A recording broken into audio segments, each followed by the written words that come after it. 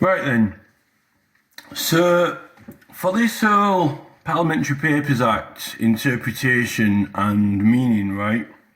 So look, first, we've got to know it's best to know these three books, right?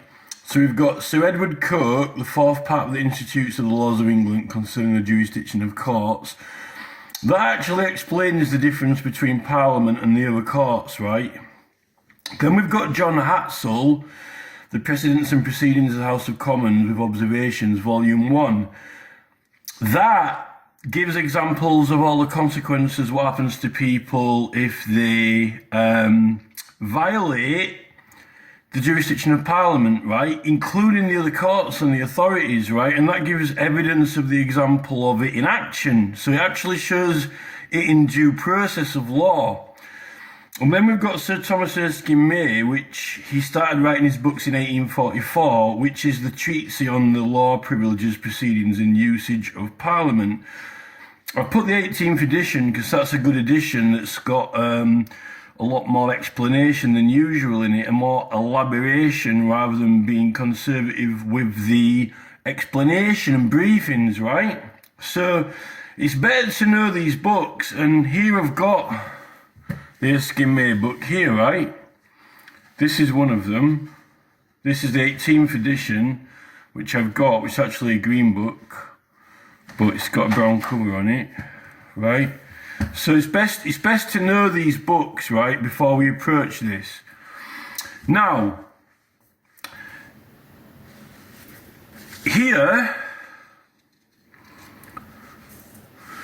this is what most people know about in the law. And this is the 1688 Bill of Rights. And all this was going on before this. All this jurisdiction and authority and usage of Parliament and petitioning and canvassing and giving out notices and signs and getting signatures and doing cases to Parliament was all well before 1688, already clearly established, right? Now, in the 1688 Bill of Rights, we've got this law. Well, we've got the illegal proceedings by the King's Bench, but the King's Bench was merged with the Supreme Court in Westminster, right? And then they also had like other courts like the Star Chamber, Court of Royal Commission. But after 1688, they said that in parliamentary proceedings cannot be questioned or intervened by anywhere out of Parliament. So that would have included the Supreme Court, right? And the new Supreme Court is only really a court of appeal-like jurisdiction instead of the Lords from the lower courts, right? Now, the right to petition is here that it is the right of the subjects to petition the King, and all commitments and prosecutions for such petitioning are illegal, right? But what is petitioning? Well, we know what petitioning is from this, and we know that it's the King or either Houses of Parliament because the King is Parliament, right? The King's presence is always in Parliament, right? So there are many books that actually confirm that besides these ones, which I could add to this list, like, Herbert Broom's Constitutional Law in relation to the common law, but it's actually also confirms it in here as well, right? So this is the problem with this, is that people say, well, the minimal interpretation of this is that, well, the King was actually prosecuting people just for doing the petitions, right? Like prosecuting William Prynne and Henry Burton for bringing causes, right? He prosecuted them not in the normal courts, in the King's Court, because he didn't like the cases they were bringing. So the very minimal interpretation of this, right, is that you can't be prosecuted for writing the petition and bringing the case by the King, right? But it's got nothing to do with you doing anything else, right? So let's just exemplify that now, right? Here's a petition, okay? We've written this petition out, right? So I can't be prosecuted for writing this out, okay, or signing it, right, put your signature on it and a date and your name, say if it's John Smith of Westbury Avenue, right, whatever, right. So I've done this now and I send it to Parliament, right, and then they sort my case out. Now the minimum interpretation of this is that that's it, right? So that's done. You can't be prosecuted for writing this, writing the information on there and sending it to Parliament and them doing it. The King can't prosecute you. Now that's what the police would like to believe, right? That's minimum interpretation. But there's a lot more to petitioning, because some petitions require 100,000 signatures, right? 100,000. So you've got to get all these signatures onto here. How are you going to do that? You've got to let people know about it, and you've got to either go to houses or print copies of this, make copies available, or put it in the newspaper or on the internet, or tell people about it, right? You've got to go around talking to people. So there's more to it than that, than just writing that piece of paper out, right? Which is why we get these stickers with the website on to advertise our campaign, right? If you want a website, you know, that's got the petition on it or your information, and you have little handbills which are basically how it's available through the website, okay? The petition is available through the website, right? Now, what about this whole thing about being prosecuted and it being illegal? Well, this is the thing, right? Erskine May, it's not just parliamentary practice, it's actually the law, privileges, proceedings, and usage of Parliament. So, this is what we're talking about here in this book, right? And here we've got public petitions, okay? Here we've got the public petitions section,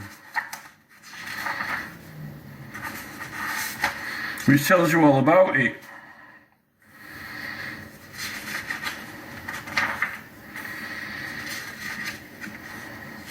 Transmission by post can be posted for free.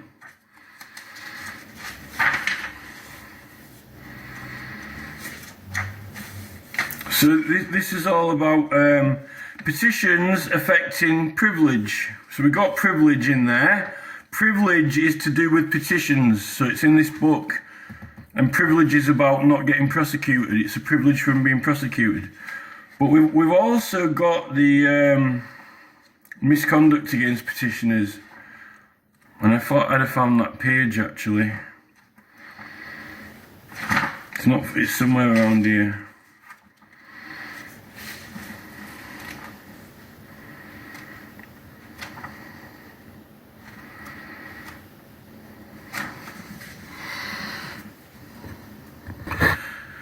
Right, so here, misconduct affecting petitioners and others soliciting business before either house.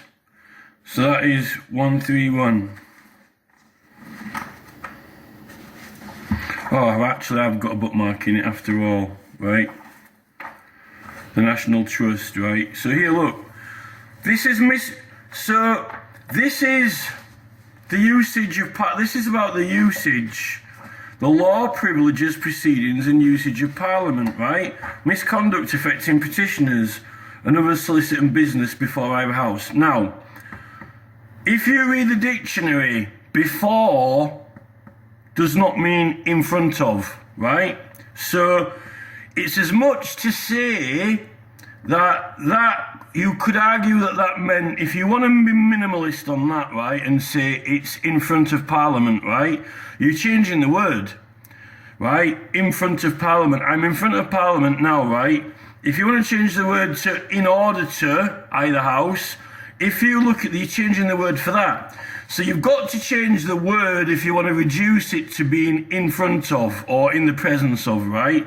In the dictionary, before means in order to, right? So this is the medium meaning. If you want to reduce it, you got to change the word to in front of, right? And if you want to extrapolate the meaning, you have in order to either house. Now, what's this book even about? It's about proceedings and usage, right? How do you do petitioning? How do you use it? How do you get 100,000 signatures, right? You have to go do canvassing. So what even is this? It's about being arrested. It's about being arrested while you're on civil process, right? Or even by people who are doing civil processes, either or. Deterring people, and even obstruction of people, right, while they're discharging their duties. Well, what are the duties, right? What are the duties? So this is actually a privilege, and it's about not being prosecuted. So we're on topic for being prosecuted illegally, right? Now, here's an act of law, right? It's called the Parliamentary Papers Act 1840. It's only a little short act. It's only that, right? It's this. It's called an act to give summary protection to persons employed in the publication of parliamentary papers, right? Now, the archaic and old interpretation of employed means put to use, right? If you look in a dictionary, it means put to use, people put to use. They don't have to be paid. But I can pay someone to print these, right? Or to print this. I can pay someone to print this and distribute it everywhere, right? I can employ them to do it, right? To distribute this. Because this paper needs to be published. And the word publish means to make available to the public or a section of the public in any form or whatever means, right? So it can be in this form of an address, a means to make available. It's made, it is therefore you're making it available to people and promoting it. Now the problem with this is Parliament have been arguing that it's got to be an order of, like, you know, someone in the House of Commons has got to make an order for something to be published. Well, that's not the case, right? Because it says, in this act, it says, when it's got the word order, when it says order, it also says or, right? Or, so here, it's actually by order or under the authority of the House, right? Person or persons or their servants. So I can have servants because I might need to employ someone to print these for me, right? And then I am employing them. They are under my employment, right? Now,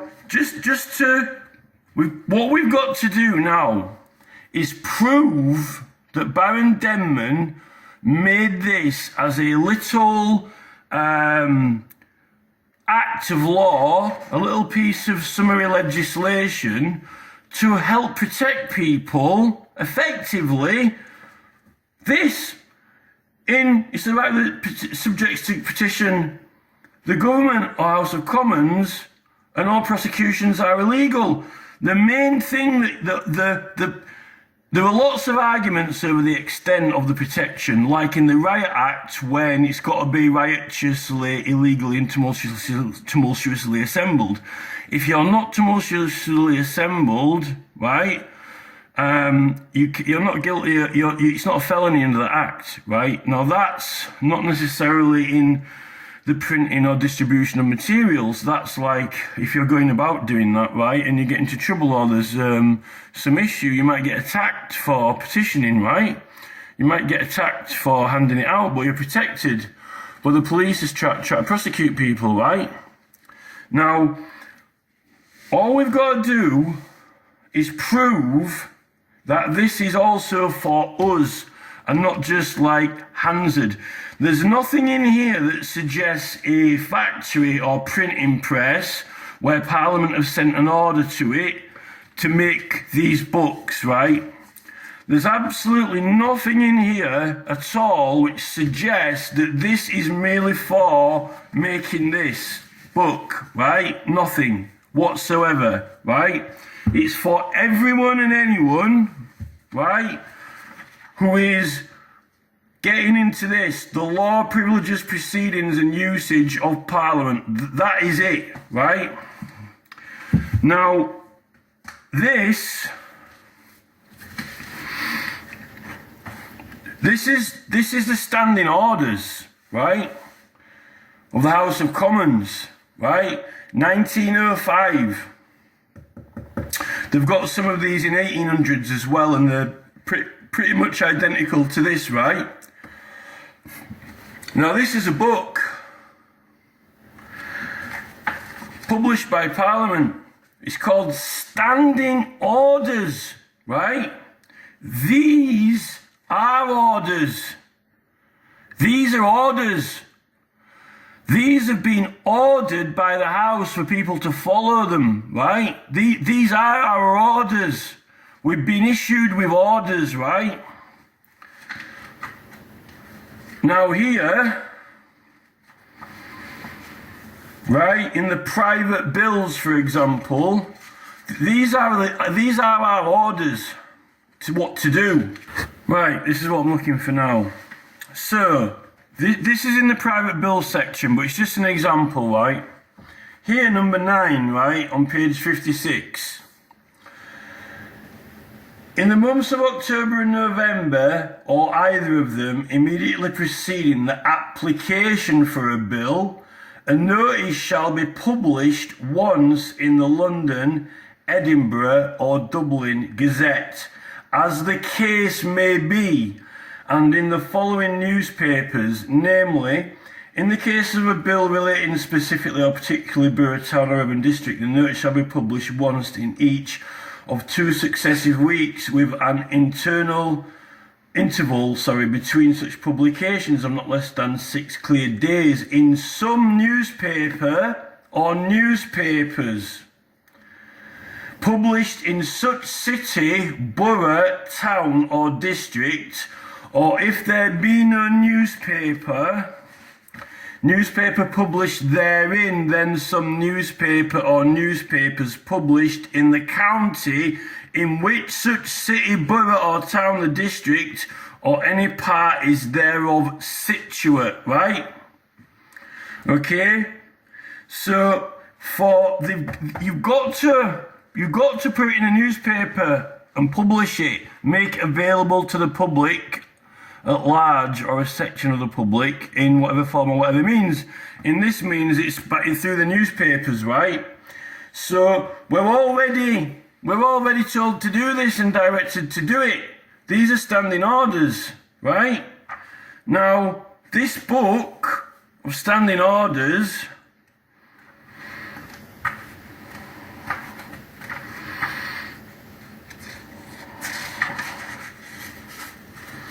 has also got public petitions as well, and these are the petition rules as they were just before they started doing the manual of procedure in the public business, which is like a small, effectively is like the standing orders, but it's called the manual of procedure in the public business, but it's effectively It's like the standing orders in a manual format, right?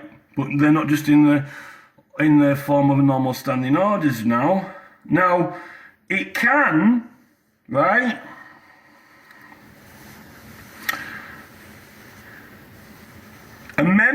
One of the members presenting a petition can ask for it to be put in the newspaper. That's not the speaker, that's just a member, right? Or the committee can, right? And they're also printed with the votes. So it's about petitions are votes and proceedings as well. But this is the question, right? In order to successfully promote the petition, right, and get anything more than your own signature on there, you're going to really need to publicise it, like you publicise private bills, or you're not going to get many signatures on it, right? It needs to be printed and published, and someone needs to do the printing. And if you're doing it independently, Parliament aren't going to pay for that printing, right? You're going to have to employ someone to print it, right? Or if you've got a website, you know, you can get stickers to people to tell them about it. And actually in here, when things go in the newspapers,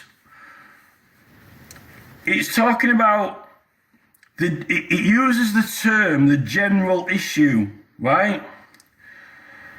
Because going about petitioning and collecting signatures, using the right to petition, you got the general issue.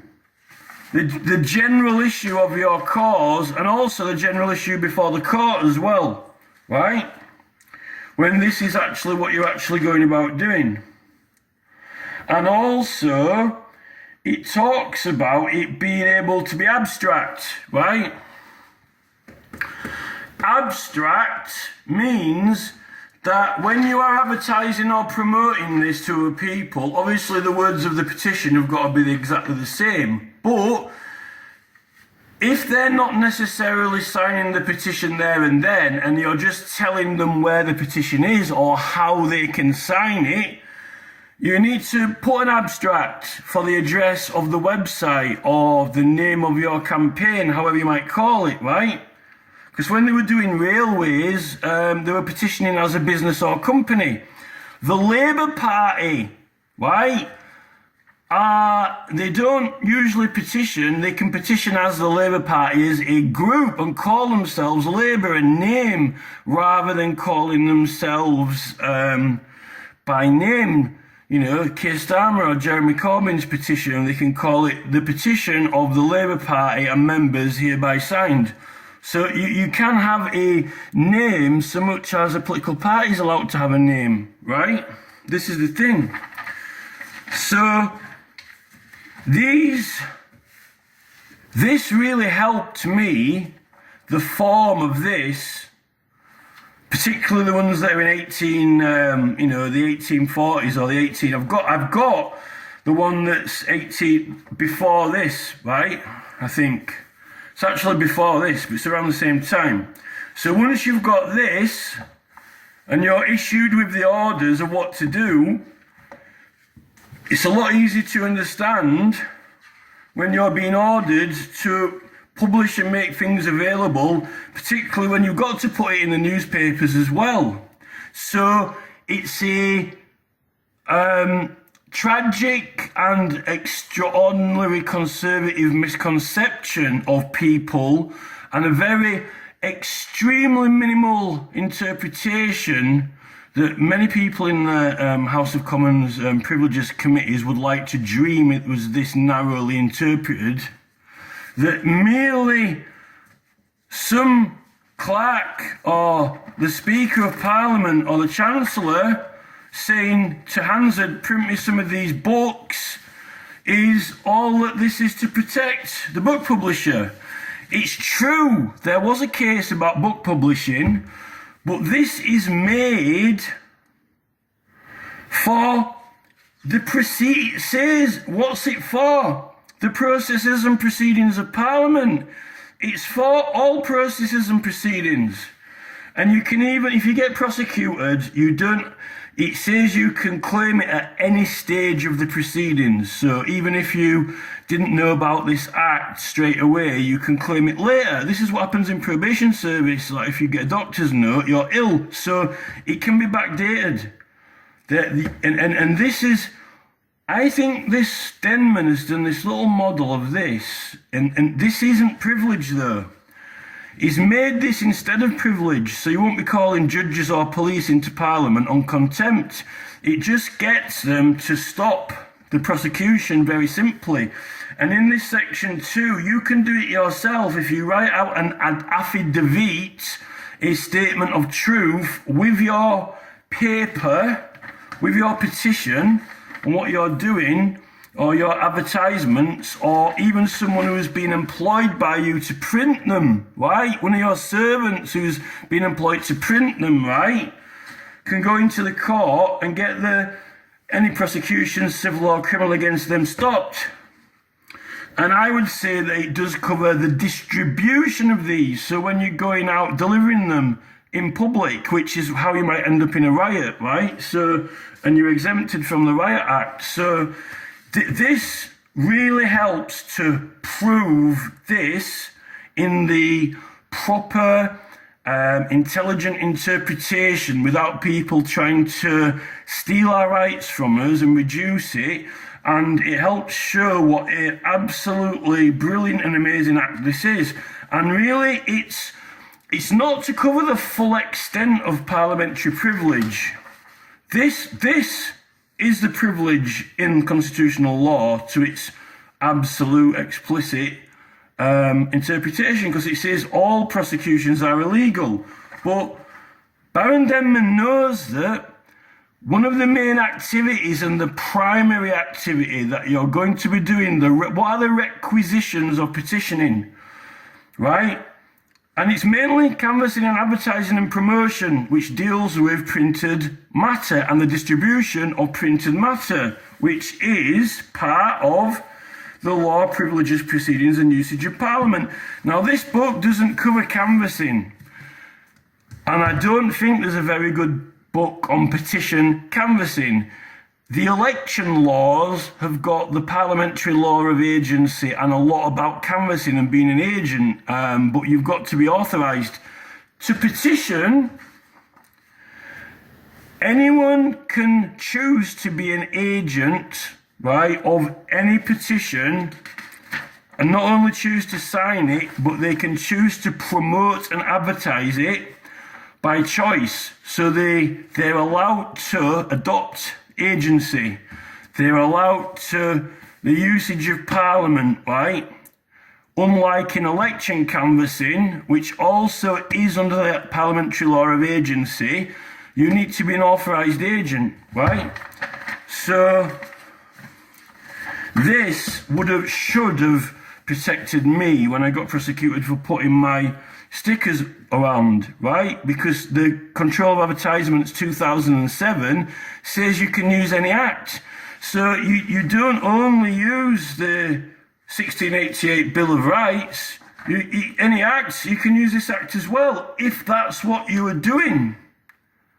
And the Control of Advertisements is about printed matter, and that is what this is about, the distribution and manufacture of printed matter for the usage of Parliament and its proceedings.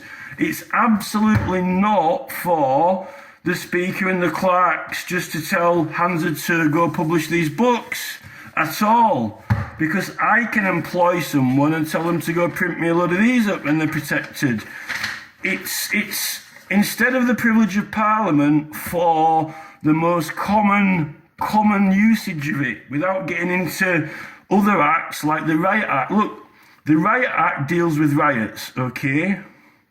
But if you are distributing material out as well, it proves that you're not tumultuously assembled and that you're using Parliament. So that's one of the things. This proves that you're not tumultuously assembled if you're lawfully petitioning, and then you're disqualified from being accountable under the Riot Act, right? So this is the proper interpretation of it. And because it can be used in any proceedings at any stage, the Human Rights Act 1998, section 6.6 says that a right can be relied upon in any proceedings if you are the victim of an unlawful act, right? This makes you the victim of an unlawful act because all prosecutions are illegal, right? So you're a victim. And this means that the probation service or even the CPS cannot act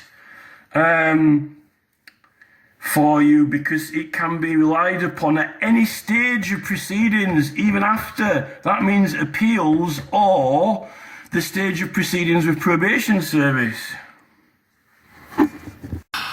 So there's a few more things we need to know about using this Parliamentary Papers Act 1840, right, for our petition proceedings in petitioning, which is under the jurisdiction of Parliament, right? Now, another thing to say, when Baron Denman made this act, the act itself and the usage of the act isn't parliamentary privilege, and anything decided or ordered by the court doesn't affect parliamentary privilege or the law of Parliament, so it can't set a precedent, right?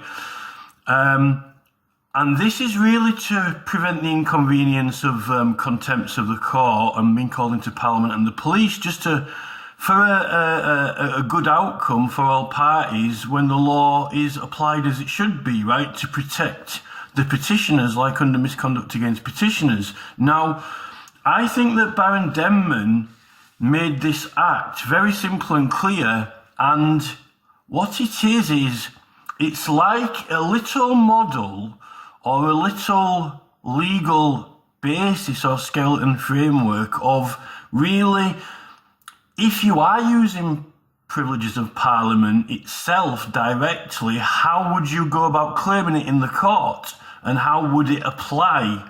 Like, it can be used at any stage of proceedings, and it's not just the judge who has to recognise it, it can be recognised by the court itself, like the manager and the officers. You can use it at any stage of proceedings, so it can be the probation service or an appeal, or it can be at the police station before you're charged, or even when you're under arrested, because that's proceedings. When you're under arrest and questioning in the police station, that's proceedings. So it's very, very compatible also with the Criminal Procedure Rules 2005 onwards, which make it the overriding objectives are overriding objective D is to recognise the rights of the defendant, and HIV is to recognise the needs of other cases, the needs of other causes. So, and that's all parties that have to recognise that, not just the defendant claim them. All parties have to recognise it of their own intuitive volition. This proves proceedings in Parliament and cause work and casework, as I showed in the other video, through standing orders. So the needs of other cases under HIV of the 2005 Act and also in the subsequent acts, right? That's relevant. So some more things about using this act, right? So if you had it dealt with the magistrates' court and it didn't go to a Crown Court like I did in my proceedings, because I've never had any of my cases in the Crown Court, it's under the Magistrates' Court Act 1980, under section 142. The Magistrates' Court has the power to reopen a case to rectify a mistake or to vary, rescind a sentence or order if it is in the interest of justice to do so. This power is intended to correct errors without need of a formal appeal to the Crown Court or High Court, right? It's not only for correcting mistakes, it's in the interest of justice to reopen the case. So you don't have to appeal to the Crown Court. The Magistrates' Court really don't like using this, but for this, right, if you are prosecuted when you're using Parliament, under the Human Rights Act 1998, you are the victim of an unlawful act because the Bill of Rights makes all prosecutions illegal against you. So you're actually being a victim by the court and by the prosecution and police, right? You are actually a victim and you've been prosecuted illegally. But this has just helped to clear it up without having to be summoned into Parliament under contempt, right? Now, under the interests of justice, right, it's always in the interests of justice to correct something if the defendant is a victim of those proceedings being unlawful, right? And when you're privileged. And that is why that it can be relied upon in any proceedings. Now, this is here, this act, right, this is what it says for getting it actually applied, right? Can be used at any stage of proceedings. So that means absolutely that it can be used at the point of arrest to the police, during an interview with the police, pre-trial, in a mention hearing, even in a sentencing hearing, as part of an appeal, or at the probation service, or in prison, because that's still part of proceedings. You're having your sentence carried out, right? You're having your sentence carried out. And here, in the Section 142 of the Magistrates Court Act 1980, you even can have the sentence or order can be varied or rescinded, right? Now, the second point I've got here is how do you make this claim? Under this act, how do you make a representation to the court, right? You have to make an affidavit. That's just an oath, a statement on oath that what you claim and say is the truth, right? When you're making your claim to the court, and a copy of the paper, article or exhibit or proceeding or report, bill, petition or advertisement, of which you were using in your process, which is under direction of standing orders, right? So, canvassing your petition campaign, right? And it can be accepted by a judge or the court. So it doesn't have to be referred to a judge. The court manager or a clerk can recognise and apply this act in order to invoke this Section 142 of the Magistrates Court Act 1980 to reopen your case and have it rescinded, verified or changed, right? And it says that it will put an end to all proceedings or stay them or, put a finish to them, which should void your fine. It can actually void your fine and make your fine void as well, right? So this is about presenting it in the court.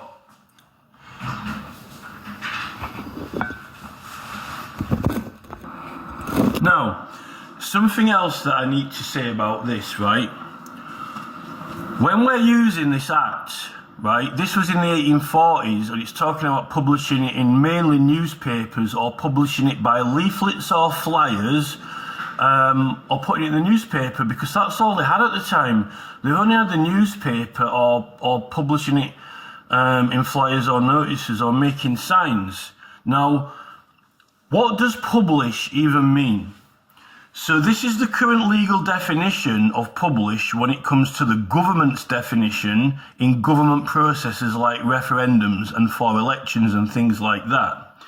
It says, this is the meaning of publish, means to make available to the public at large or to any section of the public in whatever form and by whatever means, right?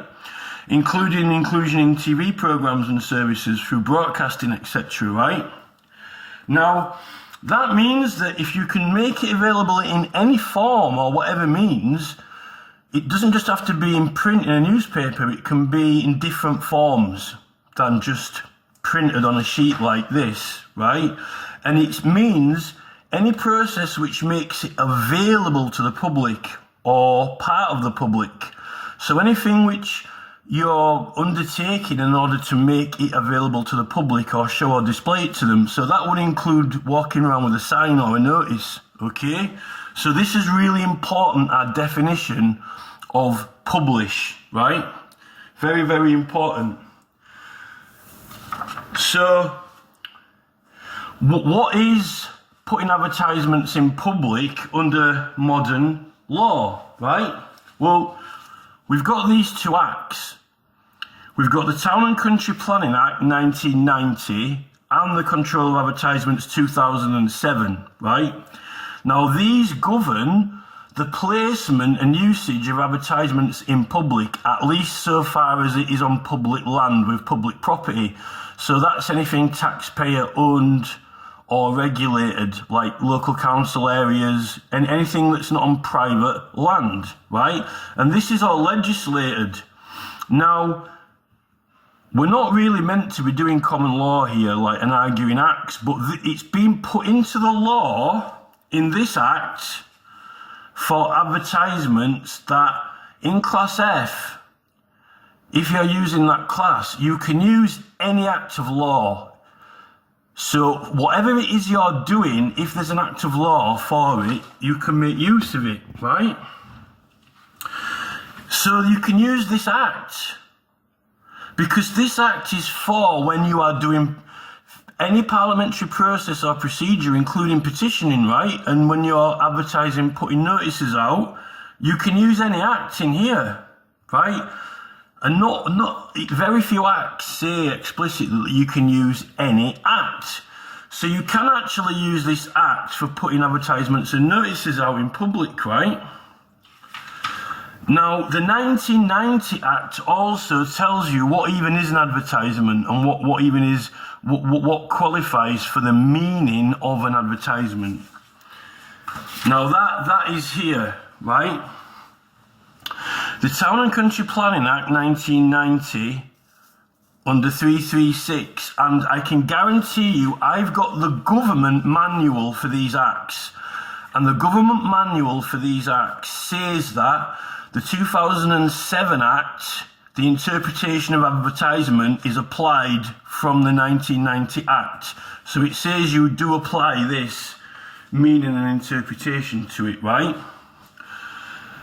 So it says, for the purposes of putting advertisements in public, using both these acts, where you also can make use of any act of law which will apply to you in what you're doing, which includes this, right? An advertisement means any word, letter, model, sign, placard, board, notice, awning or blind, device or representation, whether illuminated or not. So if it's illuminated, that's also for lit up signs. So you could actually argue mobile phones and digital signs as well, because they're actually illuminated. They have an illumination inside them, the screen of a mobile phone, right? In the nature of an employed wholly or partly for the purposes of advertisement, announcement, or direction, right? So you can direct people to come and sign your petition, or you can direct them to the website to go sign the petition on the website, or you can direct them to a group that is debating or discussing the petition, or make an announcement, right?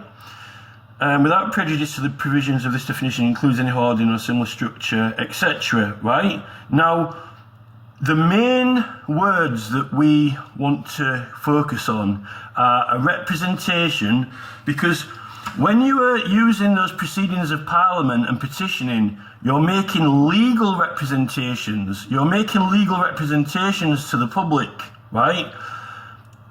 And you can also, it can be a model. And the 2007 Act completely covers for the installation of models, and it's made compatible with the Criminal Damage Act under lawful excuse, section 5, under privilege for public land and public property. It has to be compatible because you're exempt from deeming express consent being required, and anything you can do under deeming express consent to affix any of these you can affix them, and the process of affixing it or attaching it is not regarded as defacement or any other crime or offence, right? Which includes installing your models, right, and attaching them. Now this is where we get to the Stop ULEZ cases and Extinction Rebellion and all the other type of cases. What isn't being argued in court, and what hasn't been argued in court, and what no solicitor or barrister has yet gone into court and argued, is arguing in the court the full extent of installing a model in public or making a representation, right? The installation in, and what can qualify as a representation and what can qualify as a model under this meaning, right, to promote your parliamentary causes, given that modern law has created it and allowed you to use it in these two acts, and they've said you can use any enactment, so you're allowed to use it for parliamentary processes if that's what you're doing, right? So here are some examples, right? Now, what the ULEZ campaign needs to do is argue that these qualify for representations, signs, notices and models. So here you've got signs on the van.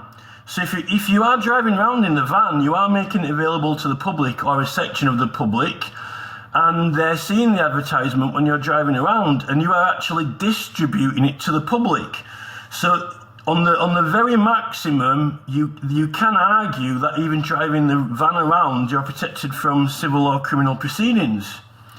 Here there's a guy stood in front of one of the police or the APR vans or the ULEZ mobile vans with a model, a little kind of like mannequin model, right? So it's a sign model representation. Now, even the ULEZ stickers over the cameras, right? Now, this is the problem when we get to this. Now, this is actually when your people are spraying like glue or other things, or putting a St. George's flag over the actual cameras, right? And even, you know, even here, there's a camera actually being chopped down, so it's laying on its side, and it's actually being cut in half. Now, this is the argument that needs to be had, that no lawyer or barrister is having yet. And that is, can this have a contemplative meaning to it when people see it? And can it advertise or promote a meaning? Can it embody a meaning? And can that meaning suggest to people in their minds, or even have them contemplate, stop the ULEZ, right? Because effectively when people do this, they are stopping the ULEZ. And that can be argued under the 1688 Bill of Rights right to petition, the actual statute law itself. You are pushing the boundaries and meaning, but that argument needs to be had, and it hasn't actually been had in court to its full extent, because they don't actually want to even recognise this yet, okay? Because this is what makes Class F applicable with the constitutional law, directly applied. You're allowed to apply it to everything that these acts make provision for. Now, you can argue that for the privilege of Parliament, you don't even need these acts at all, but they're making provision in the law for it in order to actually help assist to apply it, at least, right? Now, when you're handing flyers out like this, you're publishing it and making it available, the process of handing them out. So if you get attacked or molested or intervened in or something like that, or they take them or whatever, you are protected from criminal and civil charges or any circumstances around this, as the case may be, in regard and respect to the circumstances around it. You can even pay to put it on digital boards, but why pay for a digital board when you can just put your advertisement up yourself? There's nothing to prevent or stop you putting adverts on vehicles, because the government and local councils allow advertisements to be on vehicles and allow vehicles to be used in order to advertise. And in those proceedings of advertisements, here are some billboards led by donkeys often put their campaign material on notice boards. Now, I know that the Stop ULEZ aren't the greatest fans of Extinction Rebellion, right? But here is Angela Ditchfield, who was prosecuted at a magistrate's court in Cambridge. She actually got acquitted, but she didn't get acquitted actually on the proper usage of the constitutional law. She just made a defence argument, but she won. But the Crown Prosecution Service didn't like it, and they took it to the High Court. I think they were trying to set a precedent to say that people can't do all this. So I think the Crown Prosecution Service were acting against petitioners, right? Or against people. It's not just a petition, it's a petition or other business to Parliament in respect of parliamentary causes. Now, here is what she actually did. So she's put the Extinction Rebellion logo and this little notice climate ecocide. So that is the official recognised logo of Extinction Rebellion. That Extinction Rebellion spray painted on there is officially acknowledged and recognised, right? Now, the whole thing as a whole is making a little representation, right? And it's making use of models here and signs and placards, right? So that actually does fall under the definitions for these, because she's made a little representation with models and signs. But the 2007 and 1990 Act actually have got spray painting and painted signs in it. They legislate for them to exist, and they've created them. And the thing about this building is that this isn't actually a private building. It's a council building, which is, public. It's taxpayer, right? This is taxpayer public property. It's not actually a private building, right? So that's just an example. So this actually, when you're using this act and applying it, it can be used in any proceedings. So you can get the case opened, and because it involves unlawful acts against us, the petitioner, because it's contempt, it is in the interest of justice to get it rectified, particularly when it's contempt on behalf of the court and so forth, right? But as part of this, if you were just doing something like the ULEZ signs, right, and possibly the stickers that have got the causes and campaigns on, you're all right. It's when it gets to this glue, right, and things like that, and the cutting down of the cameras like this, right, the cutting down of the cameras, that's the part that the lawyer or barrister cannot simply just use this by itself and then send a copy in of the petition and an affidavit, right? Like sending the leaflets like this. If you've got the leaflets for the campaign, you provide those to the court with a statement of truth and this act, right? And this video that I'm making now to explain it all. But if you were doing something which is a little bit more abstract and a model or a representation, like some of these installations to the ULEZ cameras and painting on the ULEZ cameras and putting glue on them or even cutting them down, right? Then it needs a little bit more of a legal argument, but what I'm saying is it can be done. It's possible. And you have to argue it under the interpretation and meaning of this. And you have to show that you have got the Stop ULEZ petition cases, which they are, the campaign funds, which prove that it is a cause, a parliamentary cause or campaign, and the groups that we're in to show that, you know, people are sharing these petitions, talking about the cause and campaign and trying to further it, right? So this is all possible with this act and getting it looked at by the court, not even necessarily a judge. The actual court can rescind, verify, or even stay proceedings or annul or void your order. And that means you really should get your fine back or get your sentence cancelled, or if you're in prison, be released, right? So that's where we are with it now.